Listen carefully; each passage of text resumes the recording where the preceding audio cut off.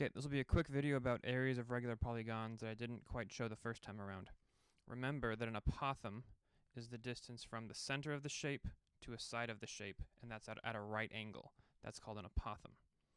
We did talk about the formula that if you have a regular polygon, the area of the polygon is 1/2 times the apothem times the total perimeter. But what we didn't really do is show how to solve some problems that are sneaky about this. There's a couple things you should know about all polygons, actually. They have what's called an interior angle. The interior angle is the angle formed if you're going to connect every single vertex to the center. Okay, so right now there are 1, 2, 3, 4, 5, 6, 7, 8, 9 interior angles on this nonagon.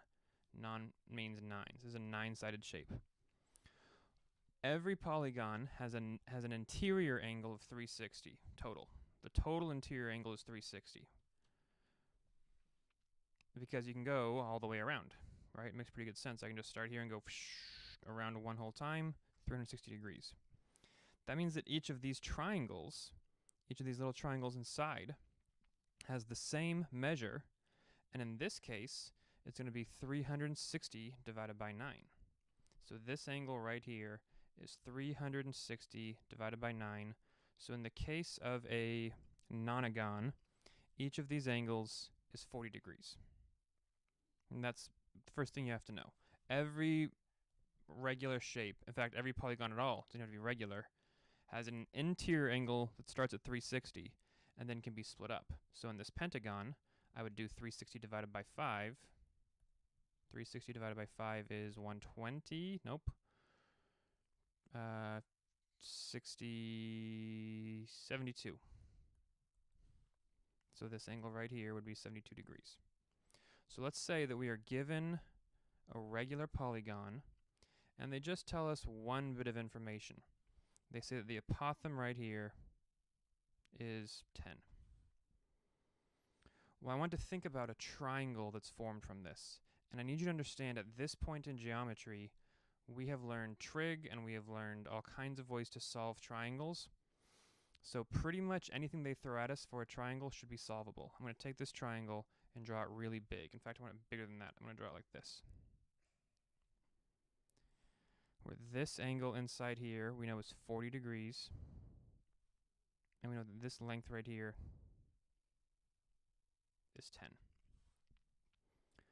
Well, if this angle's 40, then these two are isosceles. We know it's isosceles because it's a regular shape, which means those two angles are going to be the same. If these two angles are congruent, they have to each be half of whatever's left, which is 140. So this is 70 degrees, and this is 70 degrees.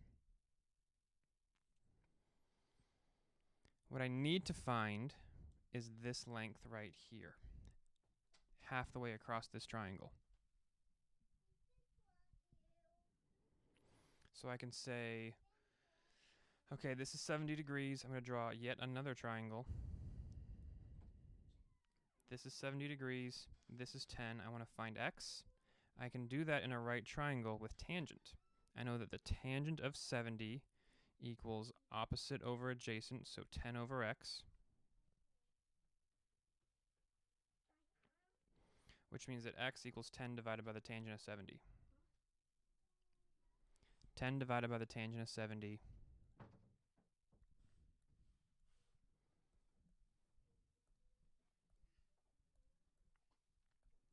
3.64.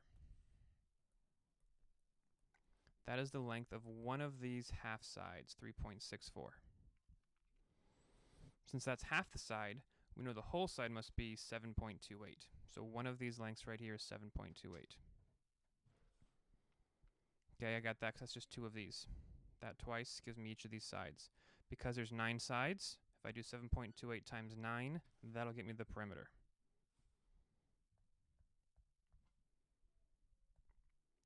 .5 we'll say. The perimeter of this nonagon is 65.5.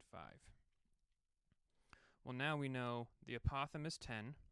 The perimeter is 65.5. If I do a half times all of that, I get the area.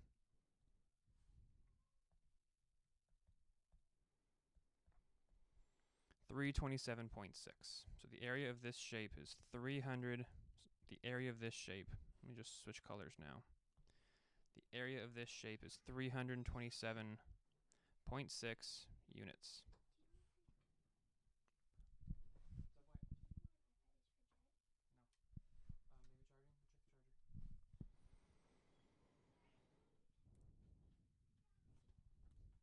Okay, the other way you could see this is instead of them giving you an apothem, they give you a side length.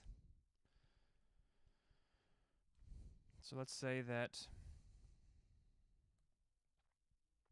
this length right here is 60 meters. Well, it still has an apothem. Even though we don't know what it is, it still has one. I do know from before, if I do 360 divided by 5, that this interior angle is 72 degrees. This right here is 72 degrees. So I'll draw it this way. I'll put the 60 here and the 72 here. I'm going to take that triangle that I just drew and blow it up so I can look at it more closely. And I'm going to cut it in half.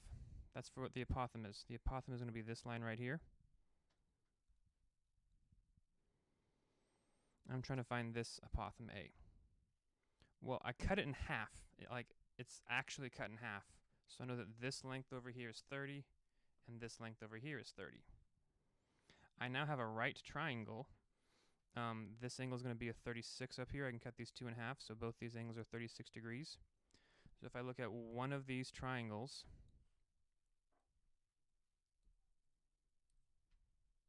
I have 30 here, a 90 degree here, an A value here, and a 36 here, which means this must be 54. I can now solve for the apothem using trig again. I'll stick with tangent. I know that the tangent of 54 is A over 30. So if I do 30 tan 54, that gets me the value of A.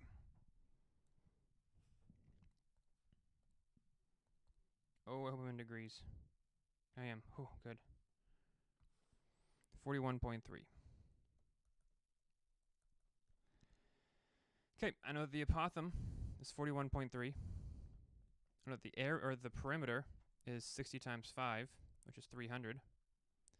So if I do 1/2 times the apothem times the perimeter, that's 1/2 times 41.3 times 300.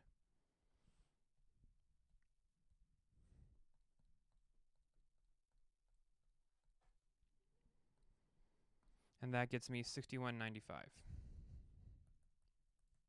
6,195 square meters. That would be the perimeter of the area of that shape. So now that we've learned trig, we just have to start using it whenever triangles pop up that need solving. You'll be using sine, cosine, and tangent at pretty much any time to find some length or some side, because we can. So if you see a triangle and you're stuck, odds are pretty good you'll be using cosine, sine, or tangent. Okay, if you still have questions, let me know. Take care of yourself.